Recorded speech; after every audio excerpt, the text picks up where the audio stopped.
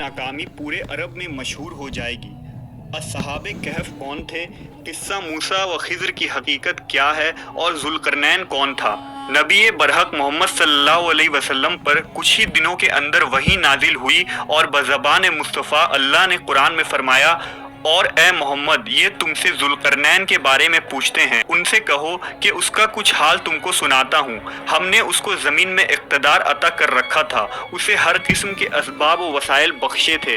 उसने मगरिब की तरफ एक मुहिम किया, यहाँ तक कि जब वो गुरूब आफ्ताब की हद तक पहुँच गया तो उसने सूरज को एक काले पानी में डूबता देखा और वहाँ उसे एक कौम मिली। सूरह कहफ।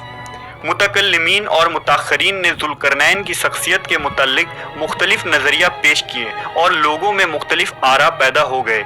बहुत से कदीम उलमा व मुफक्किरीन ने सिकंदर आज़म को ही ज़ुल्करनैन करार दिया। इस नज़रिए की हिमायत करने वाले मुहक्किकीन के नज़दीक चूँकि सिकंदर आज़म ने रोम, मिस्र, शाम, अजम, खुरासान और मगरिब समेत मशरिक़ के बेशुमार इलाकों पर हुकूमत की है, लिहाजा सिकंदर आज़म ही ज़ुल्करनैन की उस अजीम हुकूमत का मिज़दाक हो सकता है जिसका जिक्र कुरान में आया है, जबकि उलमा व मुहद्दिसीन की एक बड़ी जमात इसका रद्द करती है।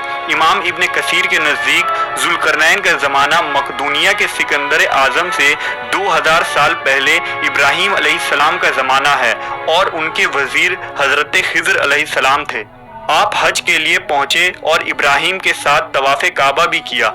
इमाम बुखारी ने अपनी सही में किताबुल अंबिया में ज़ुल्करनैन के वाक़या को इब्राहीम अलैहिस्सलाम के तज़किरा से पहले नकल किया है, लिहाजा इसकी शरह करते हुए हाफिज़ इब्न हजर फ़तहुल बारी में लिखते हैं कि इमाम बुखारी ने ज़ुल्करनैन के वाक़या को हज़रत इब्राहीम अलैहिस्सलाम के तज़किरे से कबल इसलिए बयान किया कि वो उस शख्स के कौल को कमज़ोर करना चाहते हैं जो सिकंदर यूनानी को ज़ुल्करनैन कहता है। इसी तरह इमाम इब्न तैमिया, इब्न अब्दुल बर, इब्न कसीर, अल्लामा ऐनी जैसे बड़े मुहक्किकीन ने इस नजरिए का रद्द कर दिया है और उनके नजदीक चूंकि सिकंदर एक बुत परस्त, जाबिर, जालिम शख्स था जो अपने मुल्हिद उस्ताद अरस्तु की रहनुमाई लेता था, ऐसे शख्स को एक साले बादशाह का मिज़दाक बनाना फाश गलती है।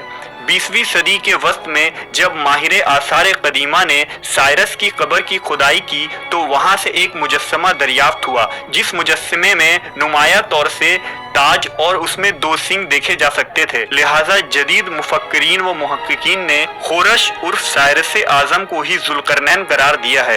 खोरश एक ईरानी बादशाह था जिसका उरूज सन 549 कबल मसीह में हुआ। उसने मीडिया, ईरान, बाबुल, सिंध, तुर्किस्तान, मिस्र, लीबिया, मकदूनिया, सल्तनत कफकाज और मगरिब तक का इलाका फतह किया था। सैयद अबुल आला मौदूदी और मौलाना अबुल कलाम आज़ाद जैसे मुफक्किरीन ज़ुल्करनैन को साइरस का दूसरा नाम करार देते हैं। मौलाना मौदूदी फरमाते हैं कि कुरान में ज़ुल्करनैन की जो सिफ़ात व खुसूसियात बयान हुई है वो ईरान के बादशाह खोरस पर ही चस्पा होती हैं और ये सिकंदर आज़म के बनिस्बत ज़्यादा करीने क़यास है।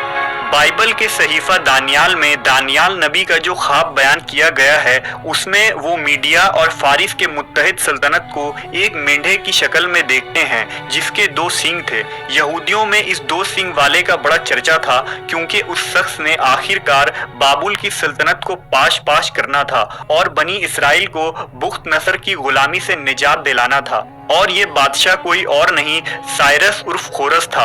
यही वजह है कि यहूदियों ने मोहम्मद सल्लल्लाहु अलैहि वसल्लम से ज़ुल्करनैन के मुतल्लिक सवाल किया था। साइरस का असल नाम गोर्दिया कुरश था, जैसा कि आसार कदीम के कुतुबों से मालूम होता है, लेकिन यूनानी उसे साइरस कहने लगे। चुनांचा दानियाल के सहीफ़ा और कुरान के सूरह कहफ में जिस ज़ुल्करनैन का नाम आया है ये वही साइरस आज़म या खोरश है। आपको हमारी ये तहकीकी वीडियो कैसी लगी कमेंट सेक्शन में ज़रूर बताएं। शुक्रिया।